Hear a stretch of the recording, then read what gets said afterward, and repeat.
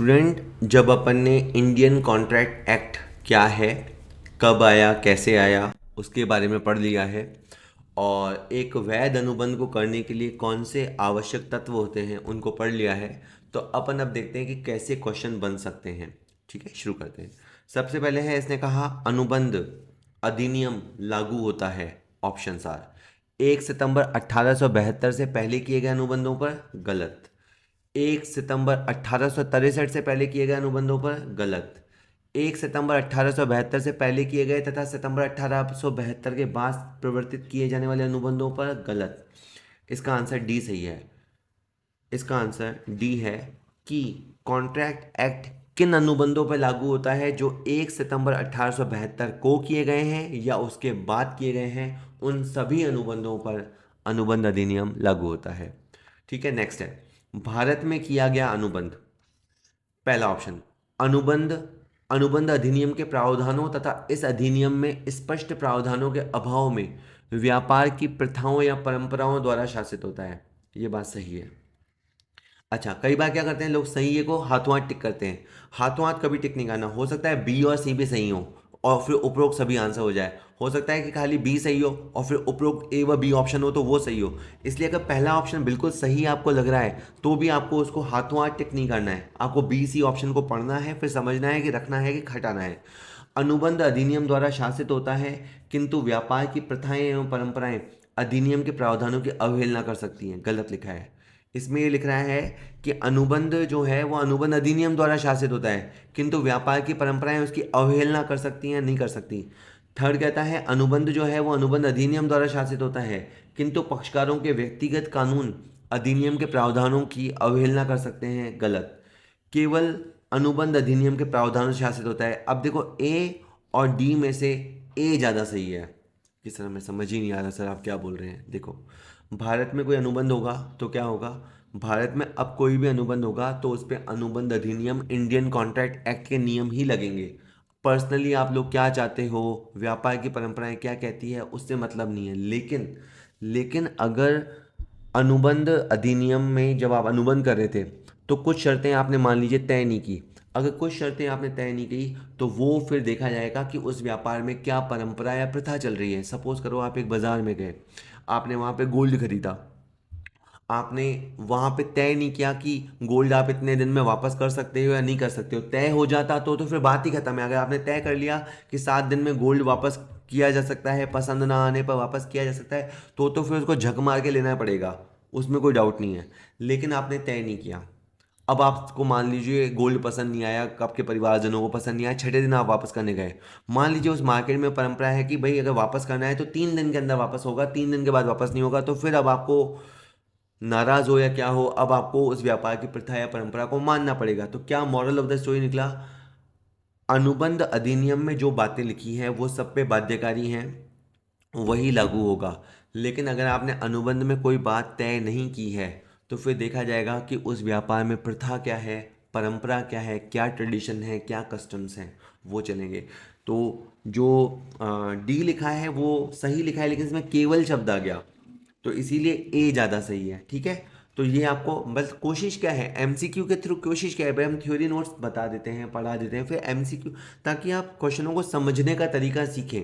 ठीक है, उसके बाद है व्यापार की प्रथाएं या परंपराएं अनुबंध पर तब लागू होती हैं जब वो उचित हों, वैध हों, सार्वभौमिक हों या अनुबंध अधिनियम में कोई स्पष्ट व्यवस्था ना हो। तो डी इसका सही आंसर है।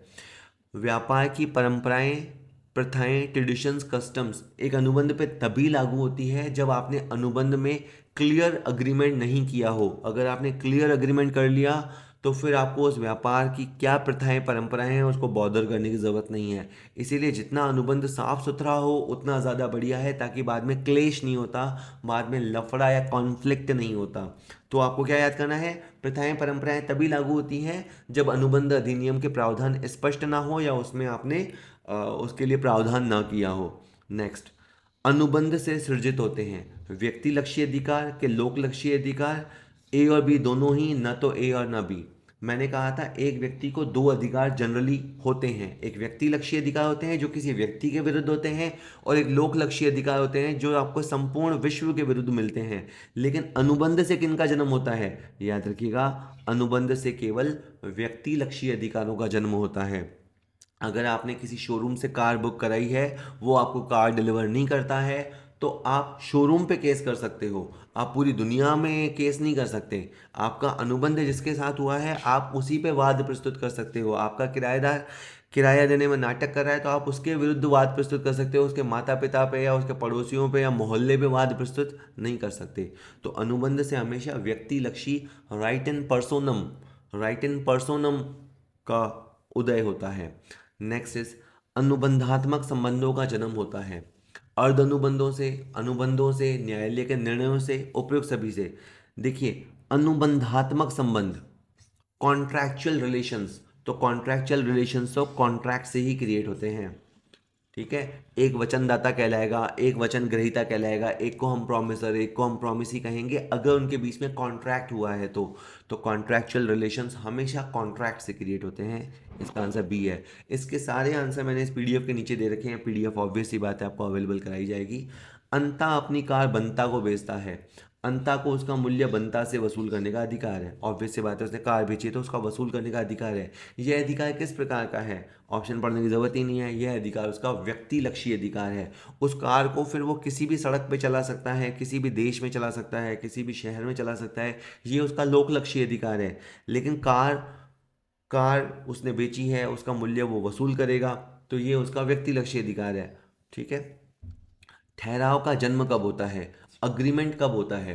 तो मैं आपको बता दूं, जब एक जना प्रस्ताव करता है, दूसरा जना स्वीकृति देता है, तो ठहराव का जन्म होता है। ऑप्शन कहता है ए, जब प्रस्ताव किया जाता है, जब प्रस्ताव का आदान प्रदान होता है, जब प्रस्ताव ग्रहीता प्रस्ताव को अपनी सम्मति देता है। ये सही है, लेकिन अभी थोड़ा होल्ड कीजिए। ए बी सी में से अगर आ जाए तो थोड़ा होल्ड किया करो। जब प्रस्ताव ग्रहीता प्रस्ताव को कुछ शर्तों के साथ स्वीकार करता है, नहीं, क्योंकि हमने पढ़ा था कि अगर हमने जिसके सामने प्रस्ताव रखा है वो कुछ उसके अंदर कंडीशंस चेंज कर देता है, कंडीशन डाल देता है, तो उसे काउंटर ऑफर कहते हैं। मैंने कहा मैं अपनी गाड़ी 1 लाख रुपए में बेचना चाहता हूँ, सामने वाले ने कहा 80,000 में दोगे तो ले लूँगा, तो सामने वाले ने हाँ नहीं कही है, आपको लगेगा हाँ कही है, नहीं हाँ नहीं कही है, उसने आपके सामने कंडीशन रखी है, तो वो काउंटर ऑफर बनेगा। तो ठहराव कब बनता है?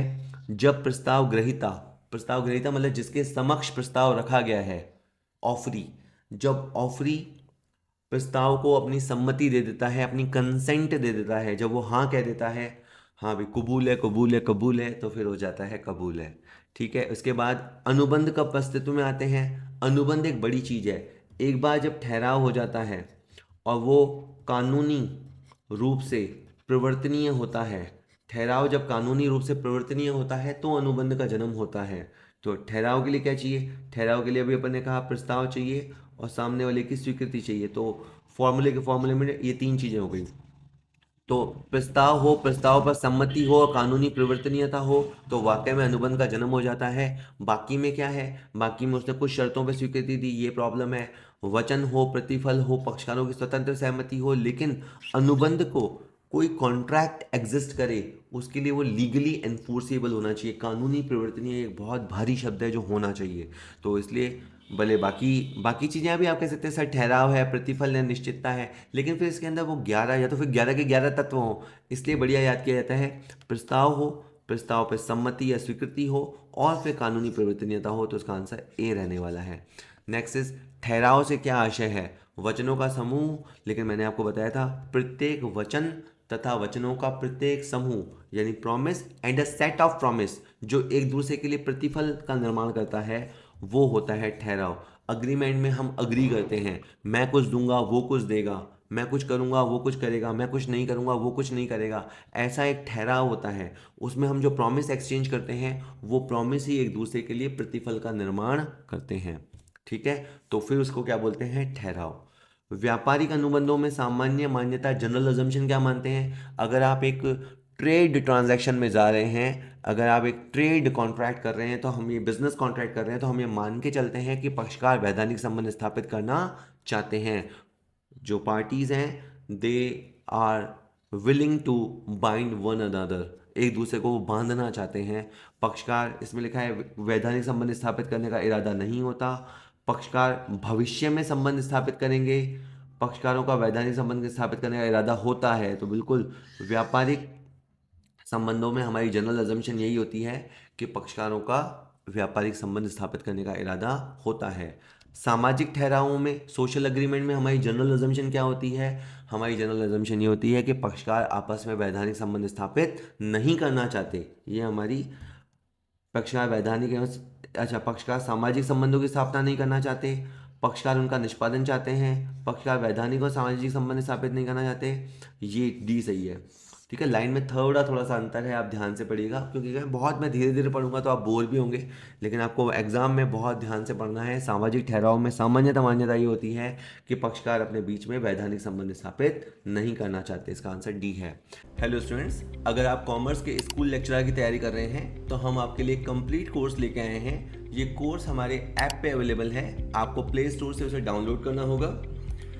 उस कोर्स में आपको कंप्लीट कंटेंट मिलेगा जिसकी आपको ज़रूरत है। अगर आप एक ही बार में अगर अपना स्कूल लेक्चरर एग्ज़ाम क्रैक करना चाहते हैं तो आपको ज़रूर ये कोर्स लेना चाहिए। इस कोर्स में आपको क्या मिलेगा? आपको सारे चैप्टर्स के वीडियोस मिलेंगे। अगर इस कोर्स में ऑलमोस्ट 60 चैप्टर्स हैं तो हर चैप्टर पे हमने 5-5, 6-6 वीडियोस बना रखे हैं जो आपको मिलेंगे, ताकि उस चैप्टर को आपको पूरा समझ में आ सके कि उस चैप्टर में है क्या। प्रैक्टिकल क्वेश्चंस व्हाइट बोर्ड पे कराए गए हैं।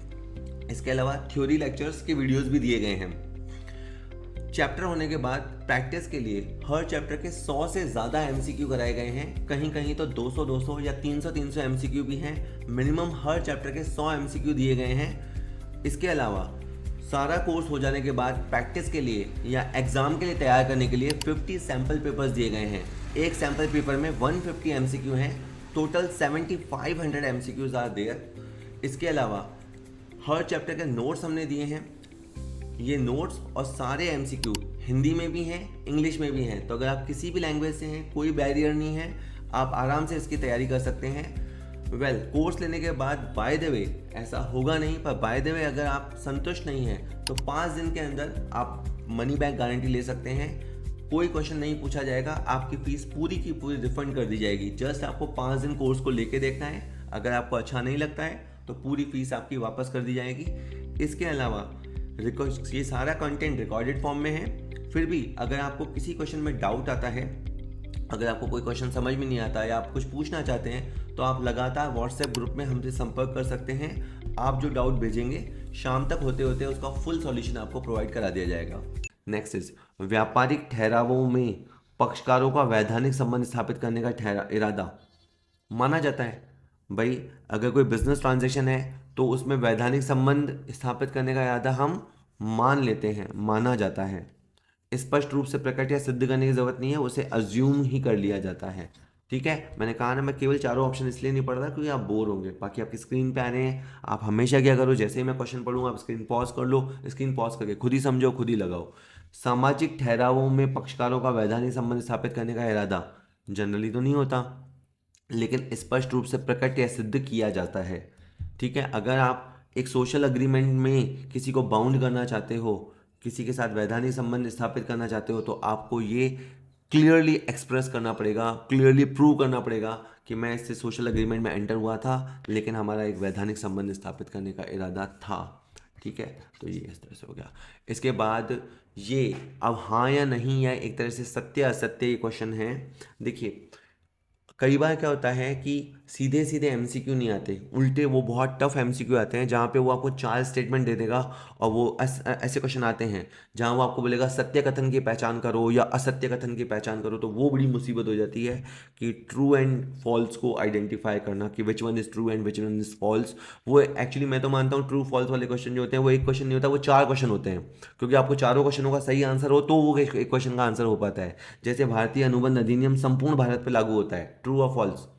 अब ये ट्रू है, कुछ समय पहले तक ये फॉल्स था, लेकिन अब भारतीय अनुबंध अधिनियम धारा अनुच्छेद 370 को हटाने के बाद और धारा 35A को रिपील करने के बाद अब ये संपूर्ण भारत पर लागू होता है। ये कथन ट्रू है।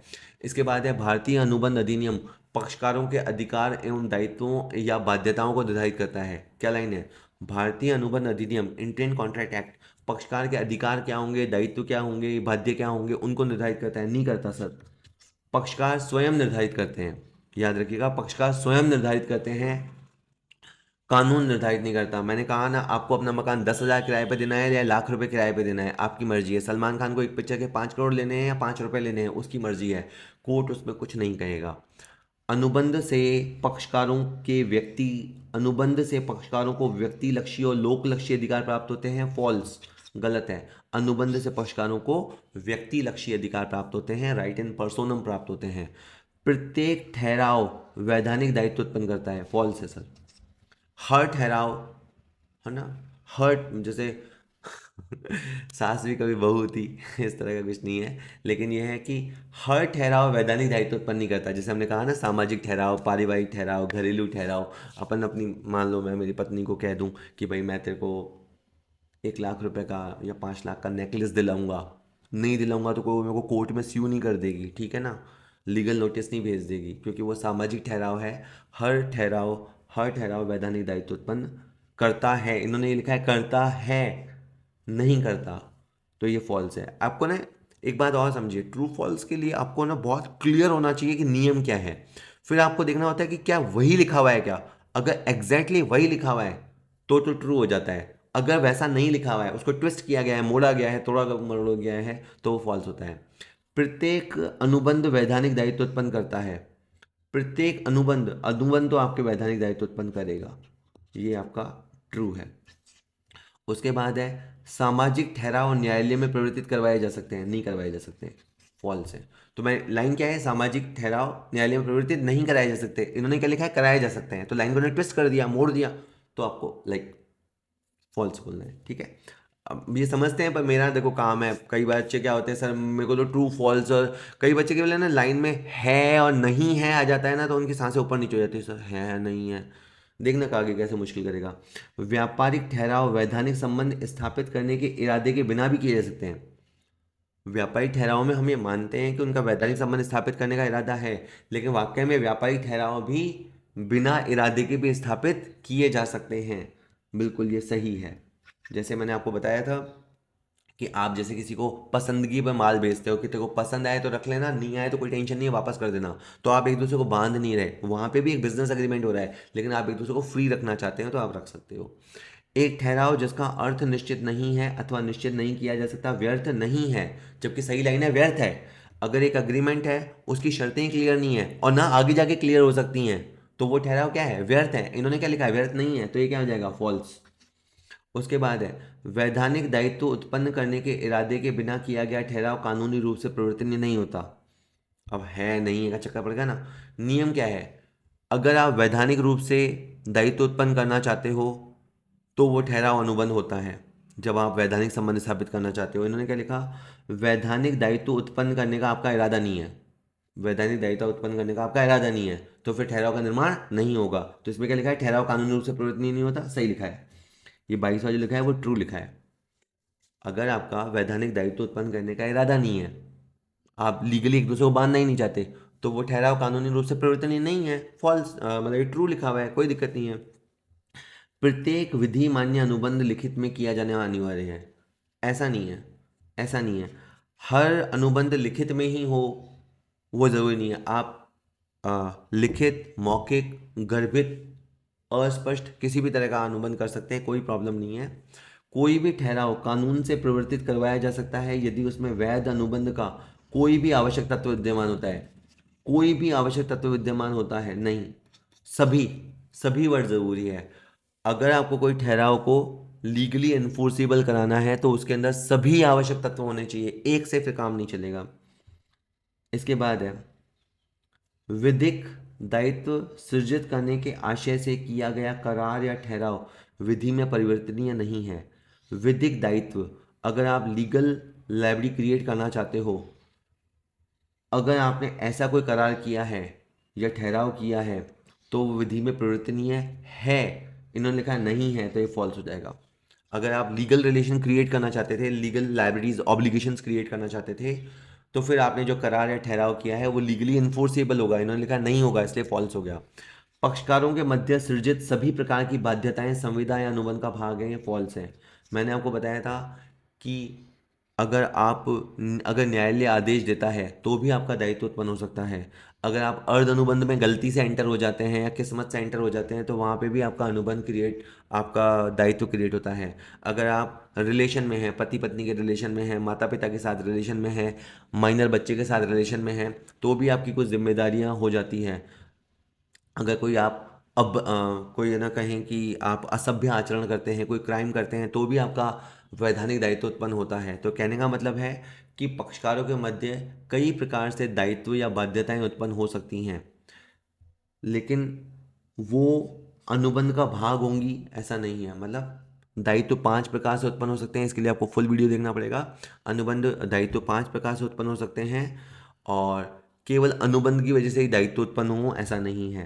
तो इन्होंने कहा कि सभी प्रकार की बाध्यताएं या सभी प्रकार के दायित्व अनुबंध की वजह से हैं या अनुबंध का भाग है, ऐसा नहीं है, फॉल्स है ये। उस ठहराव को प्रवर्तित करवाया जा सकता है जिसमें वैध अनुबंध के अधिकांश तत्व मौजूद हो, फॉल्स है। घुमा फिरा के बोल रहा है, अधिकांश तत्व मौजूद होने से नहीं है। वो कह दे कि 10 में से 7 तत्व मौजूद है, चलेगा क्या? नहीं चलेगा। आपको 10 के 10, 11 के 11 जितने बताए हैं, वीडियो में बताए थे, वो सारे के सारे वैध अनुबंध के तत्व उसके अंदर होने चाहिए। ठहराव होना चाहिए, प्रस्ताव स्वीकृति होनी चाहिए, एक से अधिक पक्षकार होना चाहिए, प्रतिफल होना चाहिए, उद्देश्य वैधानिक होना चाहिए, स्पष्ट रूप से व्यर्थ घोषित ठहरावों में से नहीं होना चाहिए। ऐसे सारे, उस सारे के सारे होने चाहिए। सरकार के साथ किया गया अनुबंध सदैव ही समुचित प्रारूप में होना चाहिए। बिल्कुल, सरकार के साथ आप कोई अनुबंध करते हैं तो एक प्रॉपर फॉर्मेट में होना चाहिए। तो होप आपको समझ में आया होगा। ये इसके आंसर नीचे लिखे हुए हैं, ठीक है। सभी प्रकार की बाध्यताएं दायित्व अनुबंध से ही उत्पन्न नहीं होती। कुछ बाध्यताएं को जुडिशियल डिसीजन से, आपके द्वारा क्राइम वगैरह करने से, आपसी संबंधों की वजह से भी उत्पन्न हो सकती है, लेकिन अनुबंध, है ना, तो इसने कहा था कि सारी दायित्व अनुबंध की वजह से ही उत्पन्न होती है, तो ऐसा नहीं था। और अनुच्छेद 370 को हटाए जाने के बाद भारतीय अनुबंध अधिनियम संपूर्ण भारत में लागू होता है। होप वीडियो आपके लिए यूजफुल रहा होगा। चैनल को सब्सक्राइब कीजिए, कॉमर्स पॉइंट ऐप डाउनलोड कीजिए।